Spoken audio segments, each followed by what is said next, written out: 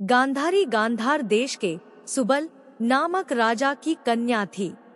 गांधार की होने के कारण उसे गांधारी कहा जाता था। गांधार आज के अफगानिस्तान का एक क्षेत्र था जिसे आज कंधार कहा जाता है।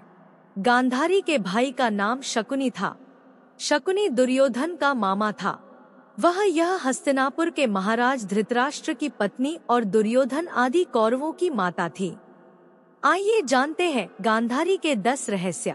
कहते हैं कि गांधारी ने धृतराष्ट्र से मजबूरीवश विवाह किया था। इसका कारण भीष्म थे।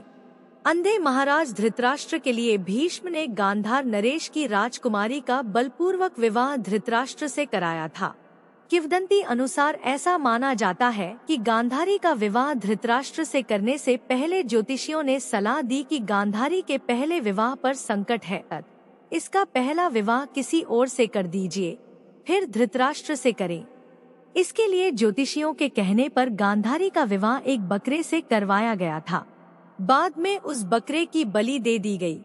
कहा जाता है कि गांधारी को किसी प्रकार के प्रकोप से मुक्त करवाने के लिए ही ज्योतिषियों ने यह सुझाव दिया था।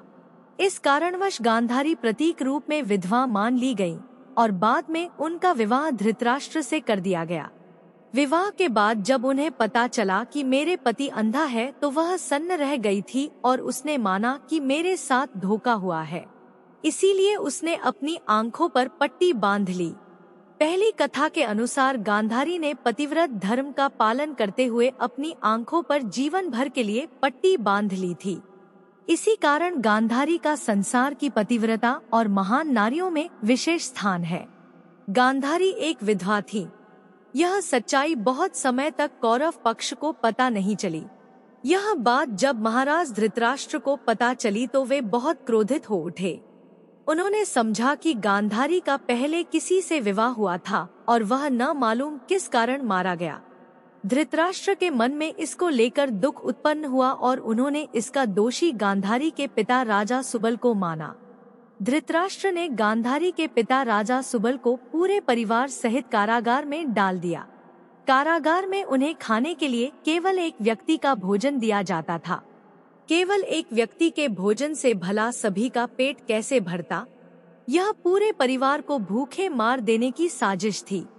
राजा सुबल ने यह निर्णय लिया कि वह यह भोजन केवल उनके सबसे छोटे पुत्र को ही दिया जाए ताकि उनके परिवार में से कोई तो जीवित बच सके, और वह था शकुनी।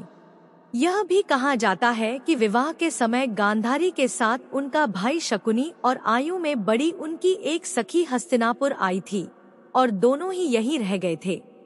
गांधारी भगवान शिव की परम भक्त थी। शिव की तपस्या करके गांधारी ने भगवान शिव से यह वरदान पाया था कि वह जिस किसी को भी अपने नेत्रों की पट्टी खोलकर नग्नावस्था में देखेगी, उसका शरीर वज्र का हो जाएगा। युद्ध से पहले ऐसे में गांधारी ने अपनी आंखों की पट्टी खोलकर दुर्योधन के शरीर को वज्र का करना चाहा, लेकिन कृष्ण के बहकावे के कारण दुर्योधन ने अपने गुप्तांग को पत्तों से छिपा लिया था, जिसके चलते उसके गुप्तांग और जांघें वज्र के समान नहीं बन पाए।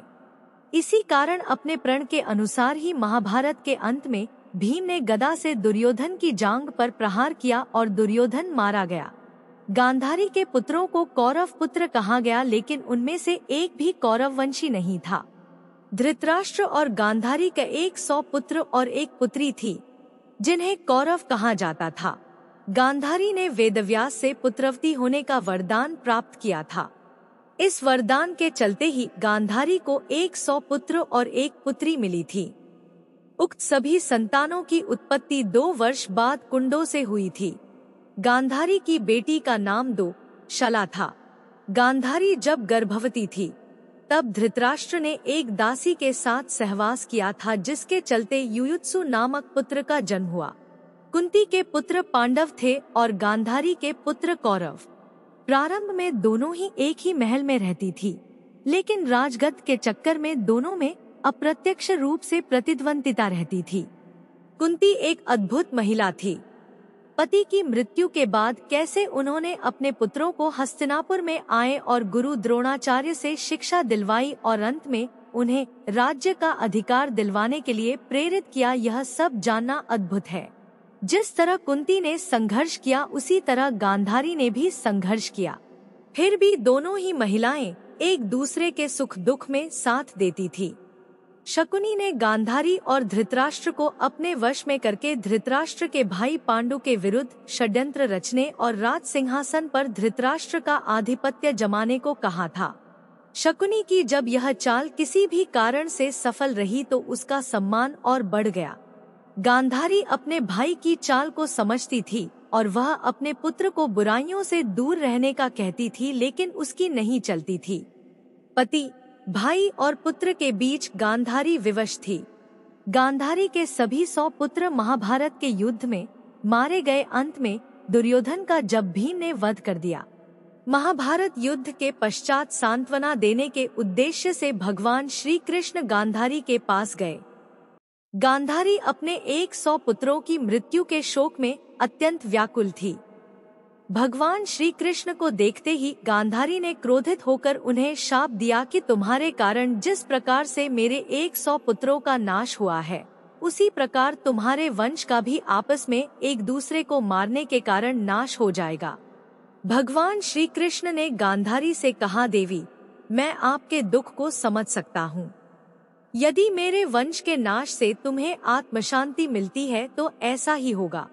युधिष्ठिर के राज्याभिषेक के बाद धृतराष्ट्र, संजय, कुंती और गांधारी ने संन्यास ले लिया और वे अपना आगे का जीवन बिताने के लिए जंगल में कुटिया बनाकर रहने लगे।